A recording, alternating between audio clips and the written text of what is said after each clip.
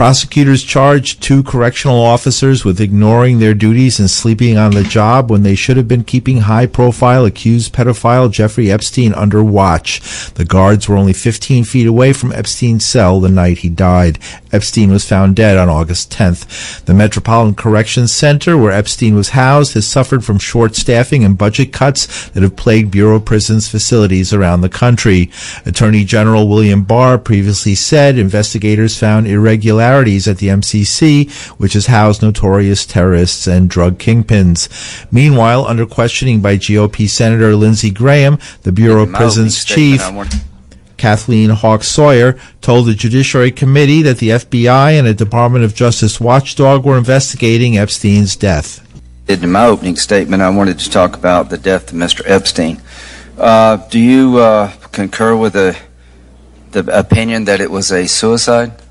That was the finding of the coroner, sir. Okay. Do you have any evidence to suggest otherwise? I do not. How could this have happened?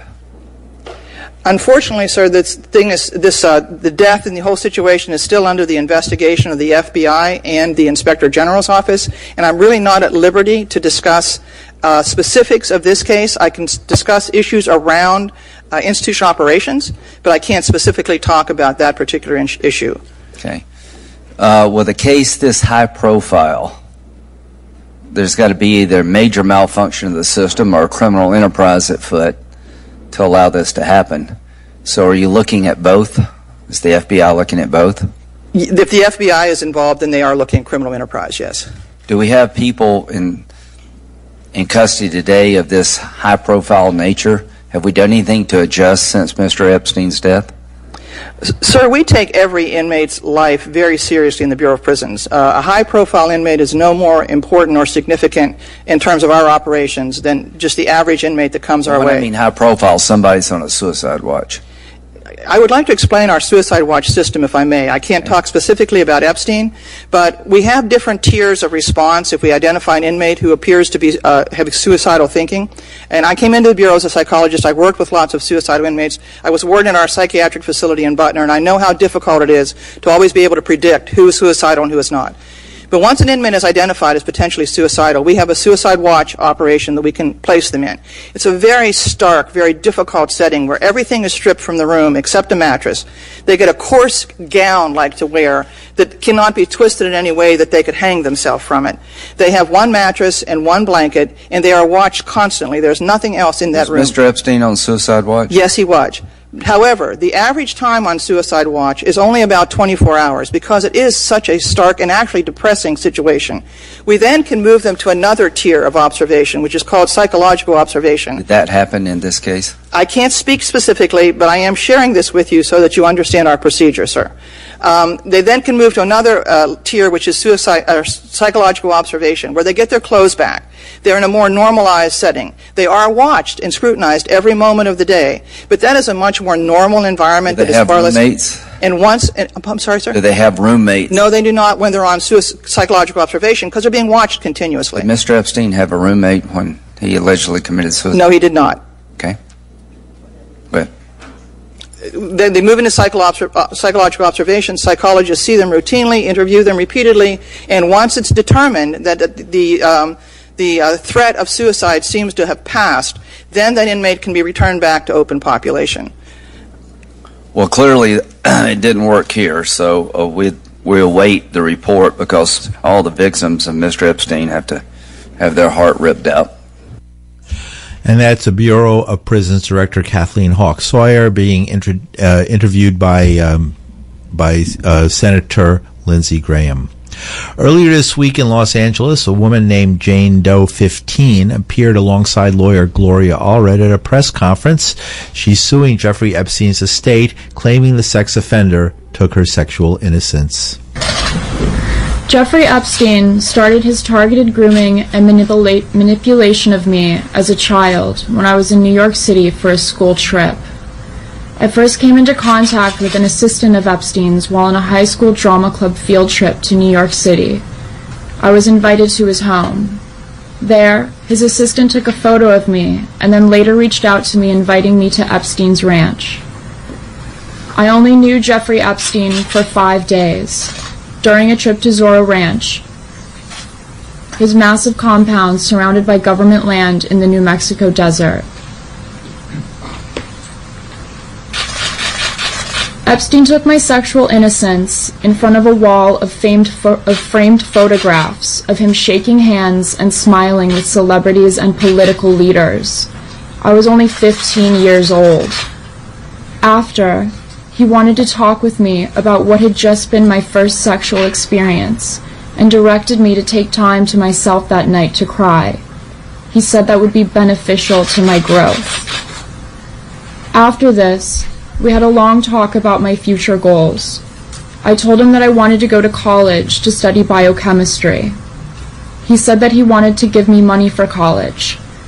He asked me how much money I thought he should give me.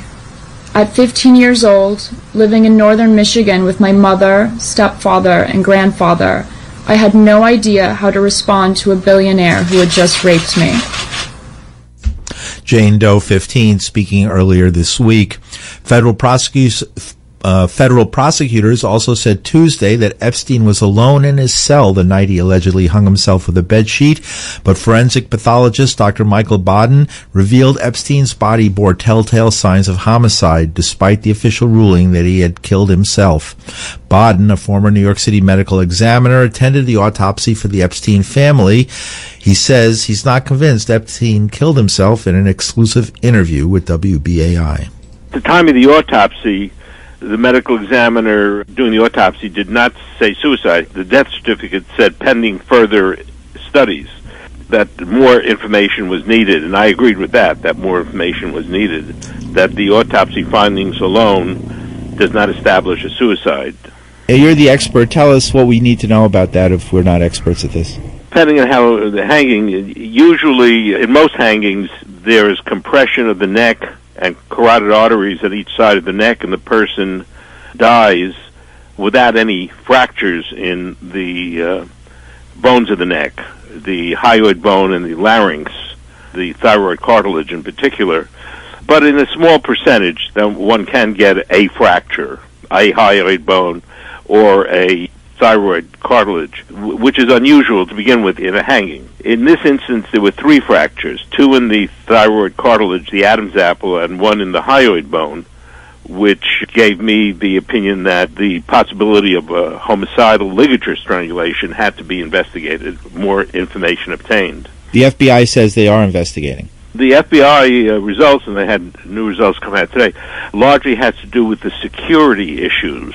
Hopefully they're also investigating the cause of death, but I haven't heard anything other than they accepted the cause of death by the medical examiner in New York City as eventually as a hanging suicide.